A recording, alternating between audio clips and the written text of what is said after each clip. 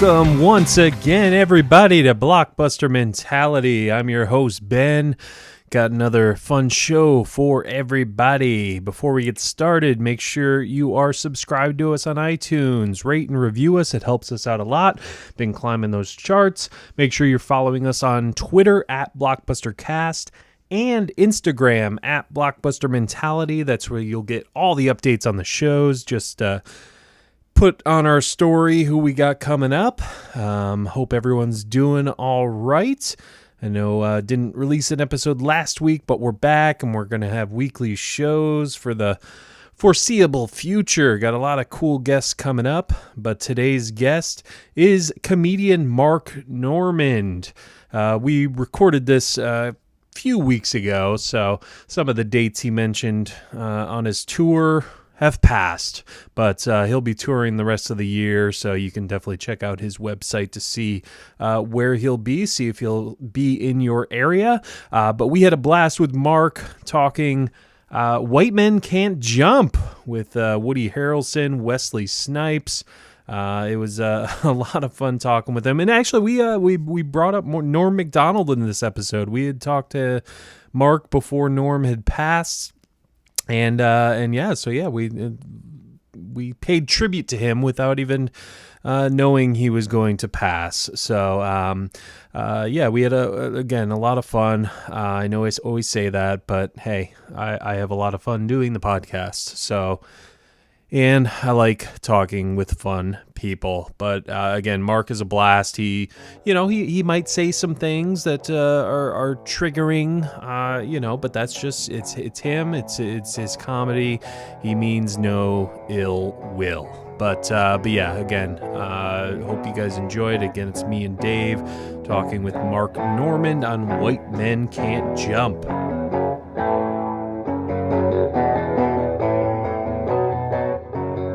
There we go. Hey, there he is. Back. Look at that. Hey, do what you gotta do.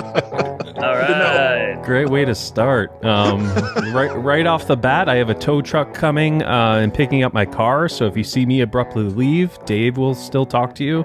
I just have to sign something, and that's it. But What happened? Yeah, the bad alternator? Yeah, it's a bad combustion.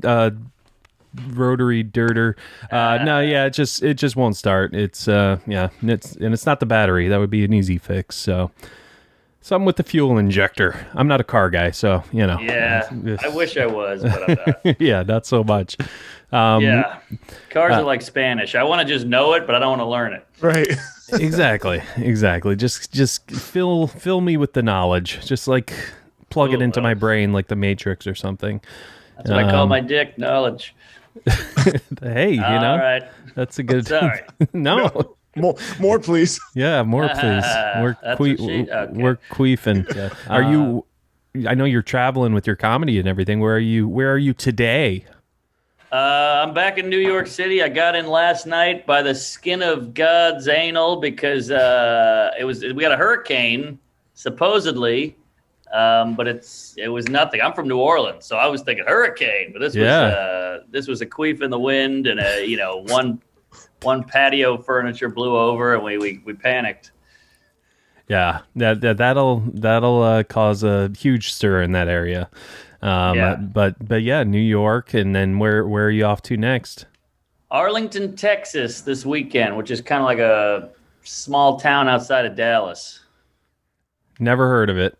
Yeah, no one has, but they got an improv there, and they got a lot of rich Southerners, so we'll try to have a good time and make some money. Do you alter your set depending on the audience?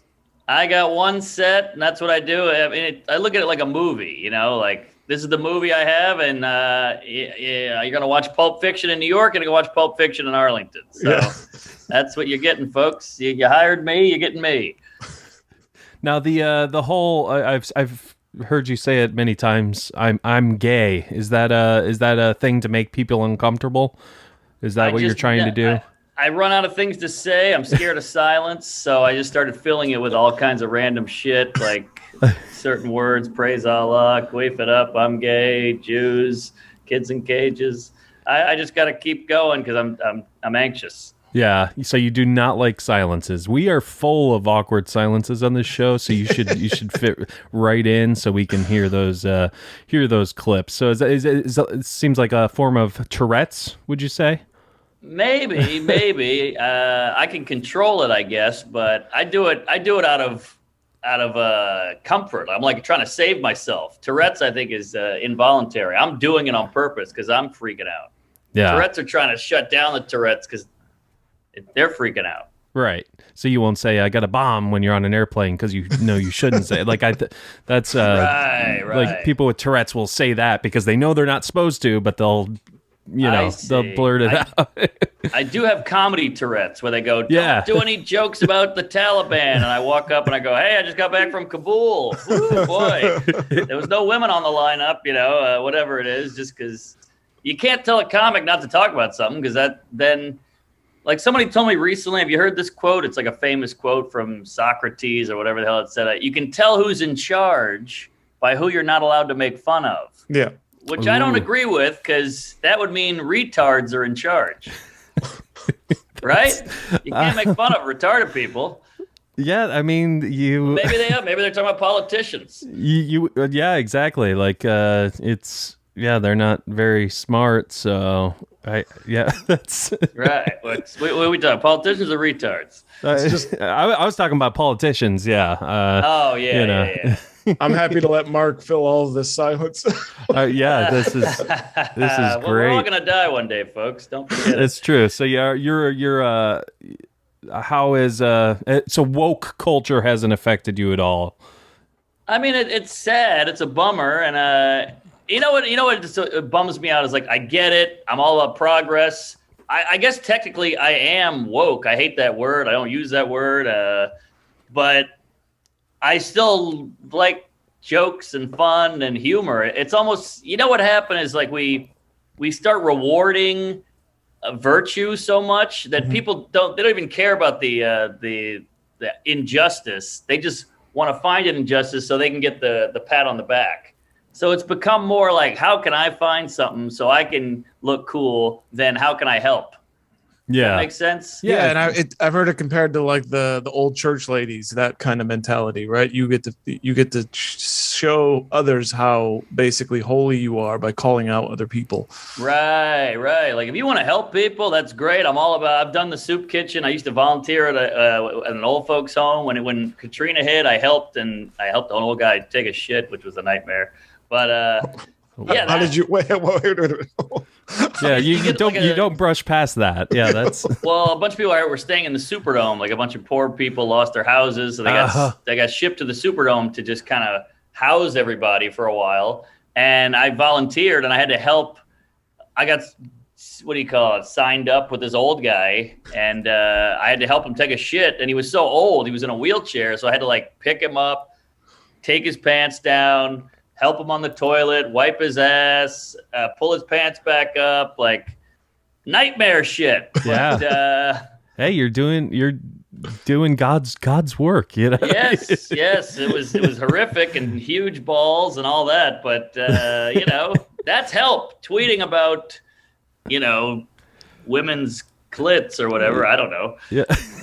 That's it's not doing anything. Yeah, I saw a meme the other day of it was like from like Toy Story or something. He's dropping the toy saying I don't want to play with you anymore, and on the toy it said BLM, and now it's white girls posting support Afghanistan on Twitter because they want to do that now. So it's like it's all about what's the hot cause to be supporting right now. Yeah, exactly. Yeah. So it's like I saw a fucking meme the other day that made my asshole pucker. It said, why aren't people, everybody, Cuomo, everybody's attacking, Trump, everybody's attacking. We get it. I get it. These guys did fucked up shit. But like, why is no one attacking the Taliban really?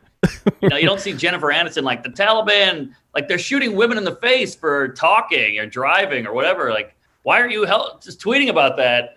And somebody wrote under it because no one's told them what to think yet. Oh, and I was like, damn. Mic drop. Yeah, I mean, it's so true. It's so true. Yeah, it's like, well, is it cool to do this thing now? Right, I don't know. Yeah. Like, are the Asians safe? Do we save the Asians? That's just yeah, over. That got brushed over. Apparently, yeah. There's no more Asian hate. I guess. I guess not. It's just it's fascinating. That's done. Switching gears a little here. You said New Orleans. I assume are you a sports guy first of all? I love MMA. I'm obsessed with MMA. I watch every fight. I know about all the fighters, but that's about it. I like watching basketball. I like watching football. I love going to games. I love a baseball game or a hockey game, but I don't follow it. I don't keep up with the trades or anything. So okay, so you don't have like a team. Like you're not a Saints I'm a Saints fan. Guy. Yeah. Okay. So I don't really keep up. I'm not like, oh, I lost the spread. Were you that guy. Yeah, you're not gambling guy. Do you gamble? Do you gamble on MMA? A little bit, just like, hey, I got $50 on Poirier or something, but I'm not like getting a bookie and stuff. Yeah, and you're not gonna, which we'll talk about. You're not gonna be Woody Harrelson and just, do your whole life savings and, bet it away. That's good. Good on you, man. Good on you. Yeah, Norm Macdonald's got a problem with gambling. Yeah, I heard, man. Have you met him? I met him briefly in a hallway of a comedy club. Sorry, little bless statement. you. And he was super cool, super nice, tall guy. He's like 6'2", 6'3". Yeah. And my podcast partner Joe List, he's obsessed with Joe List, and so we kind of bonded over Joe. And I took a photo with him, and that was it. But he couldn't have been nicer. Yeah, I love him. He's just so freaking funny. It's humor. It's an acquired taste humor, but it once you catch on, it's just gold. Yes, genius level humor. Were you excited that New Orleans got a basketball team? Yeah, I love it. I love anything. New Orleans, when I was growing up, was always a little bit divey, and it was just like you came in, you got drunk, you had a bachelor party, and you got the fuck out. So when shit is communal in New Orleans, I love it. I love a basketball team. We had a hockey team for 10 minutes. That shit the bed. But yeah, I want the city to grow and prosper. So I love that the basketball team is still around, but I do hate the name. The Pelicans. Yeah, what are we doing? I don't know. I don't get it. Yeah, because you got like hawks and things like that, but Pelicans, and Lions, and all this shit. I mean, it's not as bad as the Miami Heat. Oh, the Heat! What are you, an old Jew? The Heat. Right. The humidity. All right, talk amongst yourselves. And you guys can continue. I'm a tow truck lady. One moment. Oh, your car's getting towed. All right. Well, the guy who hasn't spoken the whole time is now on deck. So next you're going to Arlington. What else do you have going on where else are you going after that? I'm booked up till the end of the year. I'm hitting the road hard because I just did a Netflix taping. So that's going to come out in like 2 months. So I got to build. And let's see, I got Nashville, I got Rochester, I got Brea, California, which is outside of LA. I got Atlanta, Buckhead Theater, a comedy club on State in Madison, Wisconsin. I got a ton of stuff. So check marknormancomedy.com for dates. Excellent. Good. So we get that plug out early. Are you concerned at all with COVID or anything like that? Because here in Florida, we've been wide open almost the entire time. So it's a little different for us versus stuff either in the Northeast or certain other parts of the country. How do you deal with that? Yeah. I'm coming to West Palm Beach in 2 excellent. weeks. So let me get that out there. I forgot you were in Florida. Yeah. Where are you? We're in the Tampa area. Oh, I love Tampa. Great town, great people, great club. Let's see. Am I nervous about COVID? No, I think I've already had it, and I got the vaccine. So I'm a sick fuck anyway. I never really wash my hands. I eat ass. I eat off other people's plates. I'll drink off anyone's cup. I pick stuff up off the floor. So most diseases you've already had then. Yes. My body is a fucking crazy, what do you call that? Petri dish? Petri dish. Thank you. Nailed it. What are you drinking there? Because it made you burp. So I'm curious. Is that sparkling water or? That's just water. I burp a lot. I don't know. I think I got some drinking. Maybe I drink incorrectly, but yeah, I'm a sick fuck. I'll be fine. I got sickle cell even. I got it all stewing in me. Nice. So since you're not a big sports guy, I'm just curious why you chose White Man Can't Jump. Well, that's a good question there, Fetty. I grew up in a predominantly black neighborhood in the inner city of New Orleans and went to public school as a kid, and I skateboarded. And all the other kids played basketball and football and all this other shit around the neighborhood.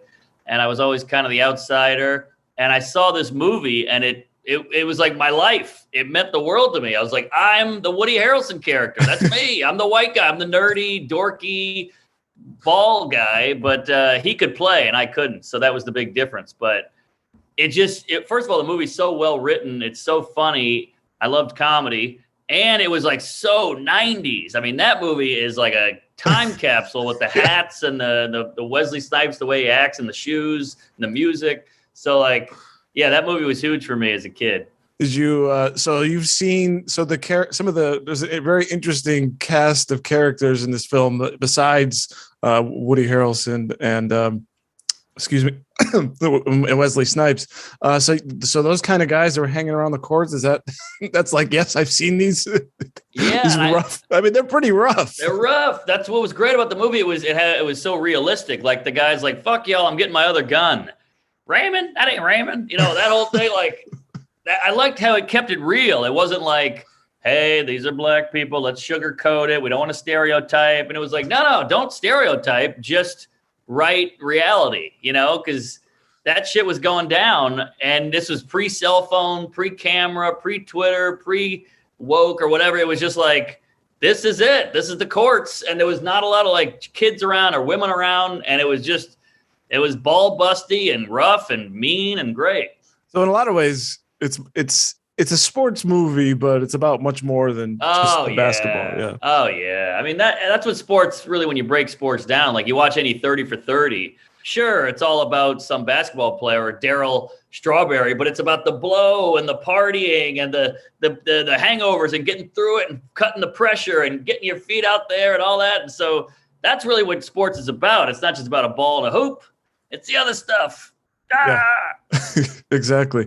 So I don't want to go too far into the movie while Ben is stepped away for his for trying to get his broken truck fixed. Poor guy. But I'm curious what you like. I know you travel a lot and you're kind of going all over the place, but do you set time for yourself to catch up on movies or different shows? Like right now, if you had a spare few hours or something, what would you throw on right now? What's in your watch list? I'm a big YouTube cunt. I just sit and peruse YouTube because it's just the best TV on the computer. It's just like I can watch a bear maul a toddler, then I can watch a fist fight at a 7-Eleven, then I can watch a woman twerking for 20 minutes, then I can watch a fat kid open a box of toys, then I can watch stand-up, then I can watch sports highlights, then I can watch bum fights, you name it. And so I'm just... Also, I learn everything. I learned how to change an oil, tie a tie. Like, what's the best exercise for this muscle? What's the best way to unclog a drain? And it's got all that too. So it's literally a how-to tell-all entertainment grab bag. I love it. I know. I was thinking about that not too long ago because it's especially DIY stuff around my house, which I just had no idea how to do. I mean, it's even something like I moved some ceiling fans around the house. I've never done it before. I don't know what I'm doing. Yeah. But I was thinking, I guess in the old days I would call an electrician, and I don't know, are tradespeople pissed off that now we can do all this shit? Yeah. I think it's how comics feel about memes. You're like, hey, come on, that was our thing. We make the jokes. What are you doing? Yeah. Yeah, I think you're right. The YouTube suggestion algorithm must be really wacky. I'd like to be able to sign into your account and see your watch history or whatever your up next is. It's pretty wild. It's very random.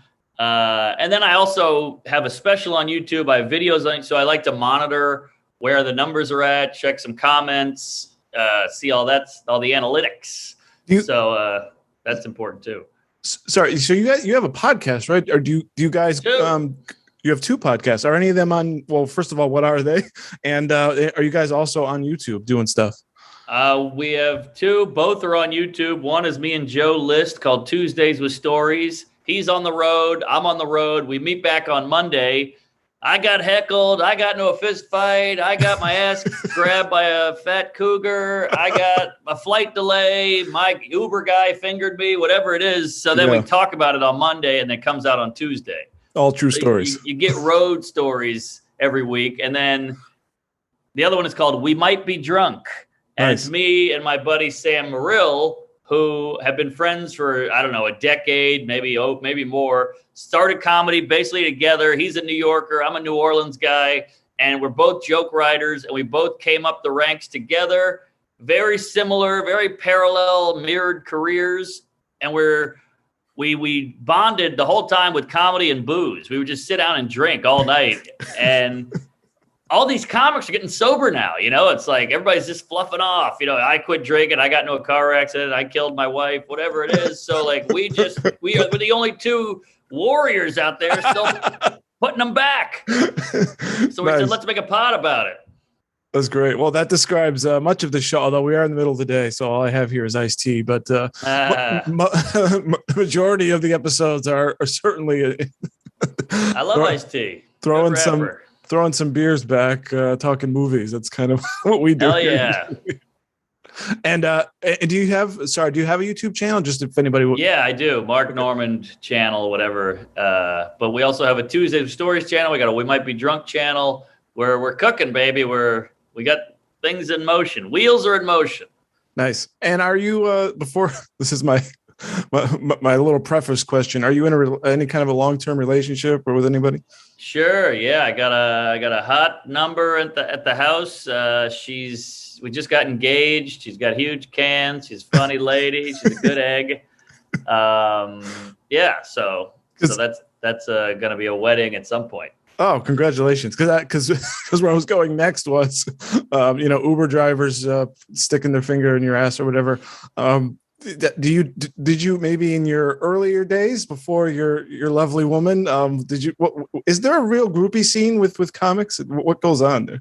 Yeah, I guess. I think it's just women. If you stand on a stage for more than 8 seconds, there's something that tingles a woman's labia. I don't know what that is. I think it's some animalistic thing of like, he's speaking to the tribe. He's in charge. We're all looking at him. He's the dominant one, whatever it is. Even if you're up there going, my dick's small, I have anxiety, my wife's whatever, they're still like, oh, he's in control. I don't know what it is, but some gals will flock to that. Nice. So you were able. I would hope that you were able to make good on that. I did. I had a long run, some good years, and boy, I was drinking a lot. So I wish I could. Sometimes I'll just be showering, like, oh yeah, remember that pig in Cincinnati? That was something, So yeah, I had my fun, and I guess I hung up the spurs. Well, good for you. Yeah. And because it reminds me of before we get Rosie Perez in this movie is cracks me up. So I was just thinking that lessons of the go ahead. No, I was just saying, yeah, you're right. Rosie was great. I was just thinking the lessons are, and what rang true to me in this movie is always listen to your woman, always. Yeah, I like that. I disagree with happy wife, happy life, because you're like, what kind of psycho coos are you marrying that fucking, she's got to be happy all the time or your life's ruined? Like, that's a horrible message to send about marriage. No, but we got Wesley Snipes had it though at the end. Whereas you don't have to do with this. You just listen. Yeah. I'm all about listening. I just think that's such a dictatory way to run things. If she's happy, then I'm happy. Like, no, you should both want to be happy and have mutual agreements and discussions and stuff. Yeah. So how are we going to fight this pro-wife propaganda that are beating down husbands, Mark? Look, I'm not trying to start a march here, but just saying, just be nice to your wife, and hopefully your wife is nice to you. No one ever talks about like being nice to the husband, like what? Let's try to be equal. Let's be teammates and partners here. It's a strange little motto out there. I always hated that motto. Yeah, I mean, it's all. I've married 12 years, so it's a give and take, and yes, yeah, absolutely, as it should be. And you don't want either side to be a tyrant, but yeah, well, the problem is we get too hung up on history, like. Let's say some guy busts his ass and makes a ton of money, but he works a lot, and then he comes home and he's like, "Hey, how about some dinner, honey?" And she's like, "Fuck you, I'm not your cook." And you're like, "You're not my cook. I'm not saying that, but I'm doing all this and you're doing nothing." And I believe it would be the other way around. If the woman is outside making all this money and then she comes home and her husband's sitting on his fat ass playing Call of Duty, she can be like, "Hey, go make me dinner." Yeah, exactly. But because of history and stereotypes and all that, it sounds worse when you say it to the lady. But in actuality, it's just equality. Does that make sense? It does. All right. What did I walk into? This is. I apologize, guys, but it sounds like you guys are having a very engaging conversation. I just was humiliated by a 65-year-old woman tow truck driver because I backed out the car wrong. It's like, "Yeah, I did it wrong." I was like, "Sorry." So yeah, ballsy lady with the tow truck. You don't see a tow truck skank every day. Yeah, exactly. Especially, like in her 60s. Like that's just strange. And she made me go inside and fill her water with water and ice. I was like, oh, okay. Wow. She was nice, for the record. She was nice about it. But. She happy tow truck driver, happy life, I guess. I know, right? Did we get into the movie yet? We touched on it a little bit. We did our best to avoid the main topic of the discussion while the co-host took off. So, but yeah, froze before toes. All right, I had to get that in. Now we can move on. All right. That was well done. So why did I asked him why he chose it, Ben. We've already been here. Okay, sorry. This. All right. Well, you carry on the interview right now, Dave, so I can catch up. Go for it. But basically, Mark said he grew up kind of around this kind of culture. He was a skateboarder because he wasn't good enough to play basketball. Is that right, Mark? Yeah, I grew up in a predominantly black neighborhood, so this movie resonated with me because it was this dorky white guy around all these cool black guys, and they were dunking and shit. And I was a skateboarding kid in the '90s, and it really hit home for me. And and it's funny as hell and well written, so I really love this movie. Mark said this is a very 90s movie, and I could not agree more. And I wanted to pose this to both of you. Was there a worse, this is what, 92? Is there a worse period for fashion than this era? I mean, the clothes are horrible. I don't know. I kind of like them. I like the little hat brim flipped up. I like the tank tops. A lot of bad colors. There's a lot of pinks and yellows, but fashion today is not pretty either. Let's be honest. Yeah. Those fucking clunky philo white horrible shoes that girls wear are so stupid. Well, I like the biker shorts under the shorts. I don't know what was going on there.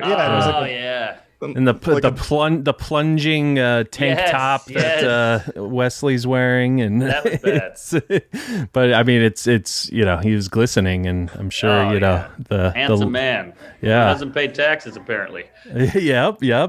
Tax evasion got him a few years back, but apparently he's showing up in things. Wasn't he just in Coming to America too? I think he was. Yeah, he was. He? Oh, yeah. Good. I guess he's back. Good. I think he went to jail for that. Yeah, he did. Yeah, he was in there for a couple of years at least. I know that. Are you a Woody Harrelson guy? Oh yeah, I think he's a great actor. I think he's good at comedy. He can really deliver a role. I mean, you gotta realize he started on Cheers when he was 7 years old or whatever the hell, and he played the retarded guy. But yeah, he's great. He's underrated comedic actor and always good in everything he does. From Texas, his dad's a hitman, by the way. Fun fact. Yes, I know. Yeah, I was. I think Mark Maron tried to bring it up during his podcast with him, and he was just kind of standoffish about it and really didn't want to talk about it. It was just like, okay, I'll move on. And by the way, what a look! No one looks weirder. No one looks like Woody Harrelson. There's not one doppelganger. He's got the strangest face on the planet. Yeah. He was. I know we're not talking about this movie, but he was perfect for Natural Born Killers. He has that look to him that just like screams insanity if he needs it to. But at the same time, he could play someone who's charming too. So it just speaks to his versatility. That's for sure. Is this a thing where, it's kind of like a pool hall? I know Dave was mentioned to me. It kind of seemed like The Hustler to him, the Paul Newman movie, because they do hustle. But like great. betting, put that together. Betting on pickup games, is that a thing? Do you guys know? Like, sure. Yeah, hustling. Yeah, I mean, it's big with pool, obviously, but I think people do that on the courts. And again, I was telling you, was it Paul? Dave, I was telling Dave that you look like a Paul. 90s, pre-cell phone, pre-everything. Like, it was lawless. You could just punch a guy in the face, and that was it.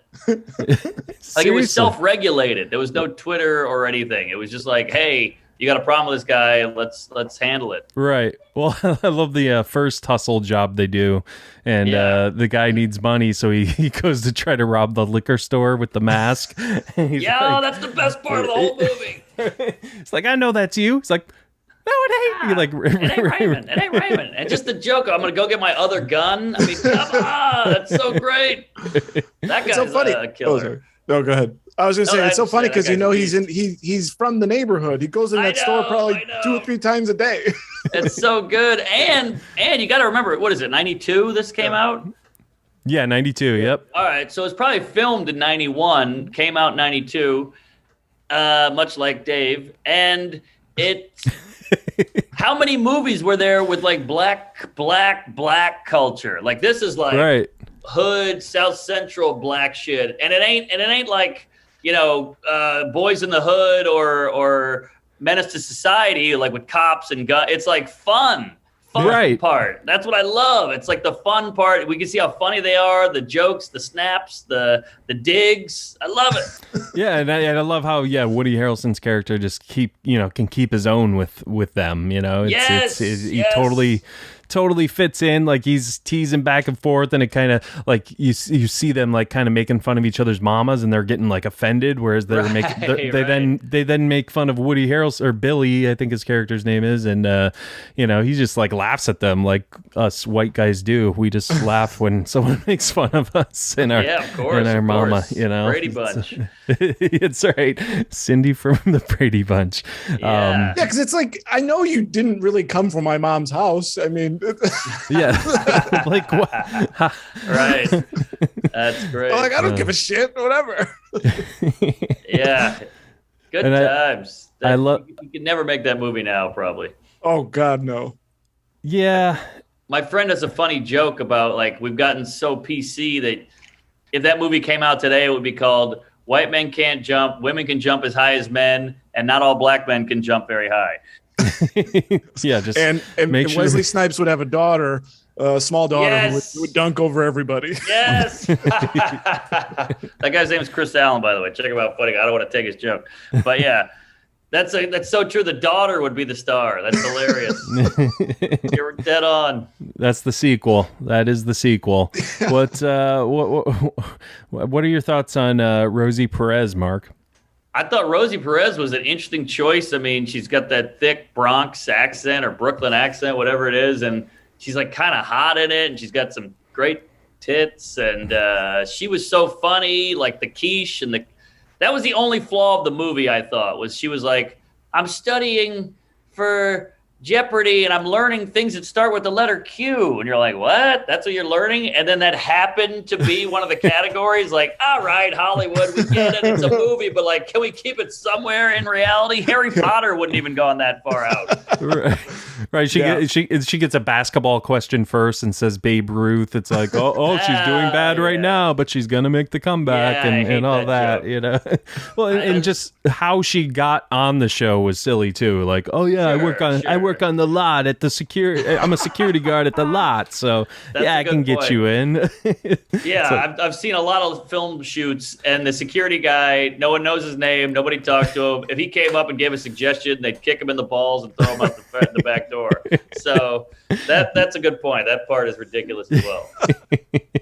But yeah, so yeah, I mean, we got, Woody and Wesley Snipes, they kind of team up and, are going to do these hustles on these pickup games because, he's a silly looking white guy. Yeah, pick anyone you want, for me to play with. And, obviously they pick the white guy, and, that's kind of their shtick for a while until Wesley, I always say the actors' names. I never remember characters' names. Until Wesley double crosses him.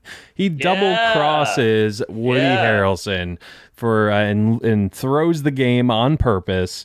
Now I can't remember. Did we find out that just by them all sitting on the couch when they get there, or did Rosie Perez knows it? Oh, she knew. Okay, yeah, She knew. what? He played you. She was racist. Yeah, that's what it was. Yeah, that was the lesson to take away from it.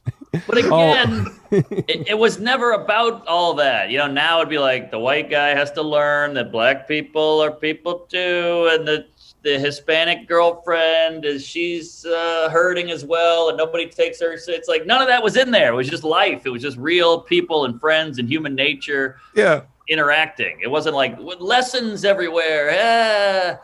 I like that too, and because both characters, they had prejudices, if you want to use that word, towards each other. Obviously, they played on the fact that Woody Harrelson's a goofy-looking white kid, and every black guy on the court is going to look at him like he can't play. And it goes back. There's a lot of this for both of them. They both have to learn about each other as human beings. So yeah, I like the way it did it. And that's the lesson. You just nailed it on the head there, Dave. You can call me Paul. Paul, you just nailed it on the head, because the beauty of the movie is they're all flawed in their own way, obviously. Woody Harrelson's a goofy white guy, dorky. He's on a court with a bunch of black people. He's the minority in this situation. Yeah. So he's aware of that. It's a flaw, but he flips it to use it to help him. And I think that's what life's all about, is like, what am I not good at? How can I make those things, like what tools do I have and what tools do I not have? And how can I make something out of this shit? Exactly. And I think that's such a great message for the kids at home, especially my fucking honky ass. That's what makes it sad that this movie probably wouldn't get made, because you basically lose the entire point of making this movie is to be able to tell this story. And now we can't even tell the story that we're supposed to be able to tell. Here, because they gotta force the shit down your throat about the women can play ball. The WNBA is a evil organization. It doesn't make enough money, and we should be giving them as equal money, even though not as many people come out and see them, including women. But we got a real message here. Exactly, and Woody, he's the only white guy out there. He actually has the balls to show up, and that he just knows, because he knows his skill set. He knows he can, take them on, socially and basketball wise. And it's good on Woody. Good on Woody. Also, another great note, as a guy who went to film school for 7 minutes, but the cool thing about this movie is it breaks the whole format a little bit. Like, every movie now is like, guy likes girl, guy tries to get girl, conflict, loses girl, but gets girl at the end. That's basically every movie narrative. But this is friendship, and the girl is like a side story. It's like the B story, like keeping Rosie. Rosie's great. How do we keep Rosie? I lost Rosie. But it really is about Wesley and Woody together. That's really the crux of it. And that's kind of cool, that it's not all that's just this Notebook Titanic shit. It's actually a friendship movie. Yeah, it's bromance. Bromance is one of the great bromance movies that has graced cinema. It is about them too, because I mean they have their thing going. He double crosses them. They have a falling out, and then Woody needs help from Wesley Snipes first, before Wesley then needs help from him. So like you got that back and forth, right? And it's not like because it seems like it might be with him and Rosie Perez, like, oh yeah, they're gonna end up together. But I kind of like that they were more real about that. Like he finally did enough to where she's like, all right, I can't take this guy anymore, constantly doing this. Right. And us as an audience are constantly like, what are you doing? Stop doing this. Yeah. Not to mention, what else happened in 1992 that was a big deal? Beating Rodney King riots? Yeah. Rodney King. Okay. Hey, there you go. Ding, ding. So when are we more racially divided? And now we got this movie where a black-o and a white-o come together. Pretty good for society. Yeah, I'd say so. And yeah, look at everything that's happened in the last year and a half or so. Why don't we need this movie now more than ever? You might say. Yes. Here. But yeah, we cannot call it White Men Can't Jump. Just how about Some Men Can't Jump? Thank you. Leave it at that. Leave it at that. Some people. Yeah. Some people, not some men. Yeah. Some people can't jump. There we go. It's kind of interesting. There's Rosie Perez. I mean, I think it's good that in a way, yeah, it's not a traditional love story because they don't end up together. I don't think really, as Wesley Snipes says at the end, I don't know if you guys are really good for each other. She was kind of an enabler to him in a lot of ways. She kept taking him back. And I think this had to happen in order for him to kind of grow up in a sense. I think you're right. Yeah, she was an enabler, but I think was ultimately better. She was better, not better. What's the word I'm looking for? She was out of his league. Yeah, like he was shooting up with her. Was it playing up? What's the? He outkicked his coverage when he got there. There you go. What good save.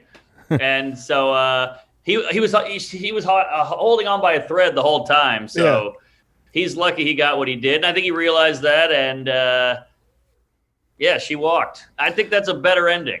Yeah. I mean, obviously you needed him to lose that $2,500 or $5,000 after they do the tournament for the story. But I think as a friendship thing, I don't think Wesley Snipes should have kept the money when he couldn't dunk right there. Like, what are you keeping the money for? You guys are buddies now, it seems like. Like, what?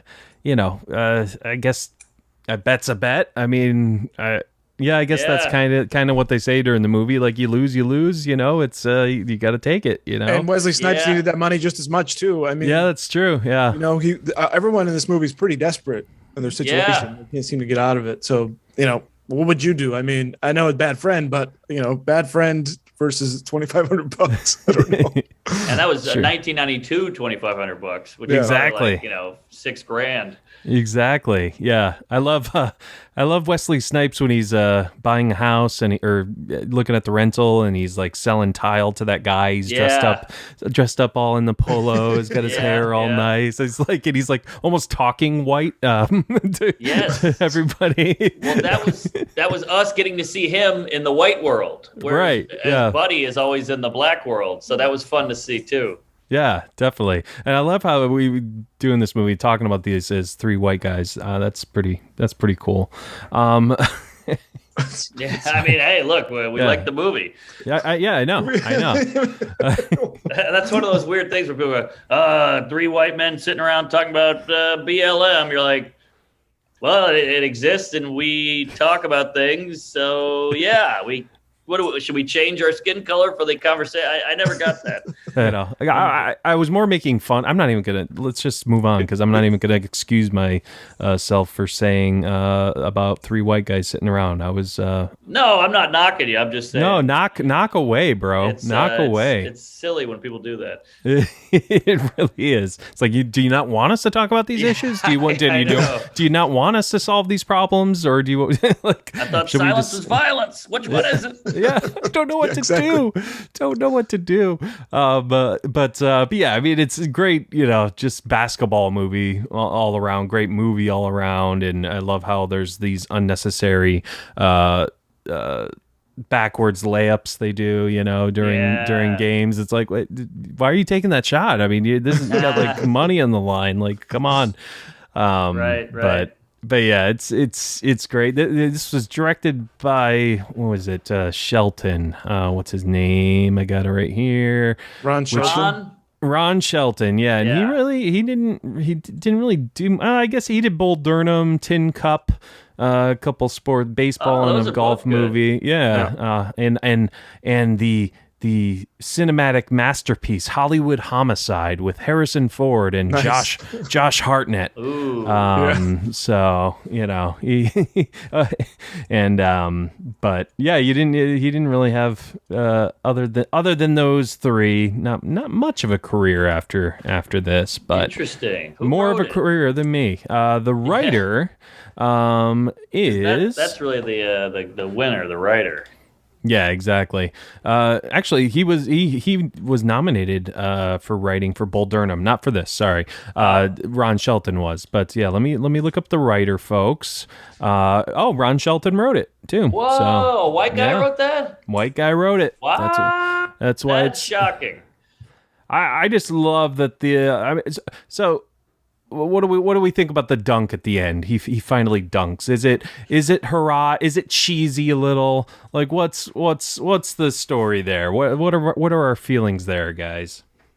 A little cheesy, a little Hollywood, little happy ending. Not a fan. I thought it'd be great if he didn't get it in and they all laughed and he like hugged them or something. That's a little more realistic, at least. It's still happy, but the dunk was. That was one for the honkies. Like, all right, we'll let you have that. That was one for us. Like, all right, white guys, here you go. That actually, yeah, that could have worked because I think they were up by 2. So even if he missed it, they still, had a chance to win the game. Like, it's not like it was like this or nothing. Right. but it's just almost like the filmmakers say like, no, white men can jump, yes, and exactly. hurrah. But it's 90s. I'll give it a pass for that. It does kind of go back to the earlier conversation they had when I don't know if it was during I don't know, it was one of the previous games where Wesley Snipes was like, don't you just want to take that ball and just stuff it, and just like give a primal yell, and then that's what we get from Woody Harrelson. Maybe it was a bit of like just let loose and do it kind of a deal. I don't know. But as a honky, I did enjoy it. Yeah, I did too. As like a 10-year-old, I was like, yeah, we're back. And then at the end with the mafia guys, when he finds out Rosie left him, and they make him take a picture pretending he's dead after they pay him. Yeah, I assume I loved. just to send a message, and show, we can step foot in this place now again. Like, nice touch there. Yeah. Because that would have been super dark if it ended with Woody Harrelson just sitting there dead. It's like, what? He died after he proved he could jump. And I think it was a little dig to the racist people because you're like, oh, the black guys killed him. Oh, it was the mob. It was the mob. Oh. All right, never mind. Black people aren't murderers. Just Italians. Yes, Italians. Those guys were stereotypical, weren't they? You got that right.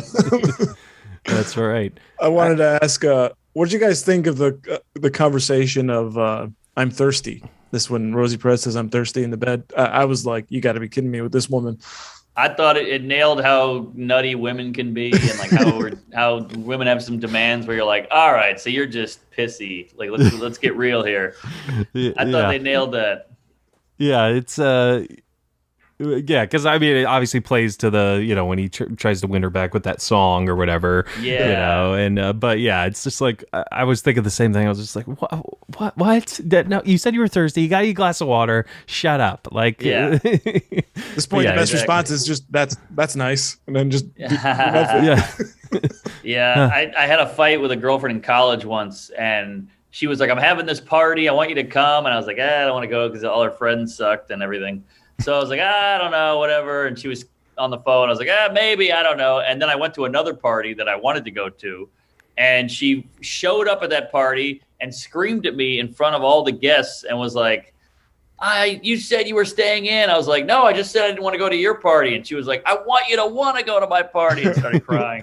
And I was like, but I never will want to go. Right. Yeah, I hate I want you to want to. Of course. It's like, really?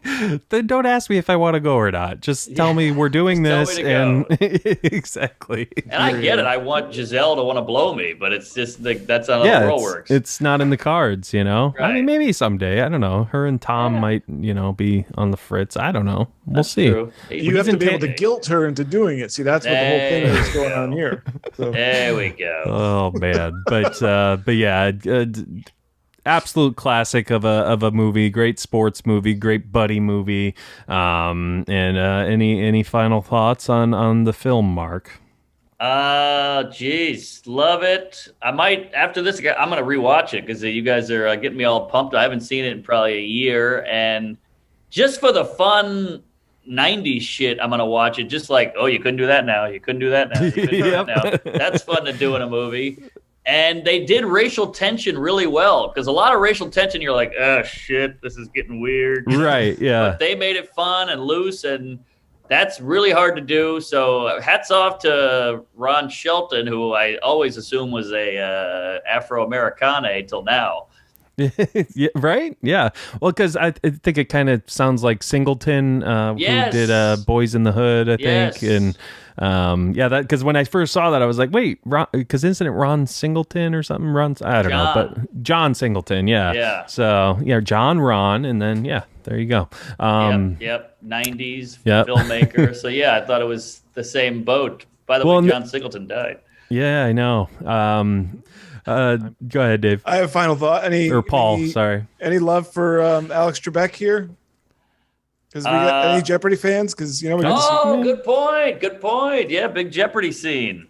Yeah, my wife and I used to watch Jeopardy like two old people at dinner, and after his passing, it just isn't the same. And it was kind of nice to see him again. Yep. Yeah, good to see him. Big Al, the mustache. He was so cute. He was in every home in America. That's a shame. But now the other guy got hired, and he said retard on a podcast in 88. So he's out now, which makes me realize I could never do a game show. Yeah. You were out as a game show because when the tens of people who listen to this hear you, they're going to be, shouting the street. No, we have more than that. But now, so yeah, great film, great choice. I'm glad you picked it. And then one more thing I have in my notes here. It seemed like it wasn't really a racial thing, but Woody Harrelson kept bringing up of how like you would rather look good and lose or win and look bad. That was interesting. And then like he points to his chain, like saying like how many meals did that cost your family? That was like whoa, heavy. That's the real shit. Yeah, when you watch that's the stuff you never saw on TV or in movies. That kind of shit. So as a young kid in a black neighborhood, that really hit me hard. That was great pull there. Yeah. So yeah, there you go. Great movie. All right. We got him on that one. I think a lot of black people all over America heard that and were like, damn, that one hurt. But yeah, absolutely. So glad you picked this film. Now, are you? I see. You have acting credits. Is acting going to be something you're going to pursue more, or are you? Horrible actor, can't act. I could play myself or a hobo, maybe a drunk, but I can't act. I've auditioned for 8 million things and never gotten it. So it's not out of lack of interest. It's just out of you don't have the confidence. You think?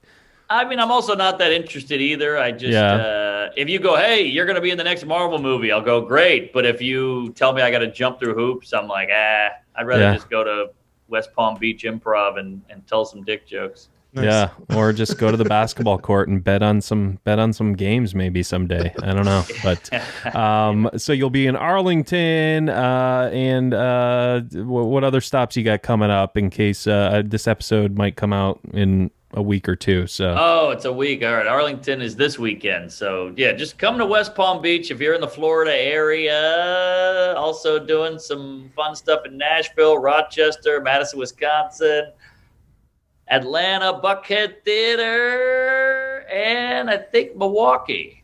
Oh, look at that. So definitely check. And LA, yes. Yeah. That is important. But no, man, it's been a blast. Where can people find you on the social medias and all that? Check me out, Mark Norm on Twitter, Mark Normand on Instagram. I put up funny videos and clips and queefs and all that stuff. And check out my podcast and praise Allah. All right, buddy. Well, it's been great talking with you, and thanks for coming on. Hey, thanks for having me. You guys are fun.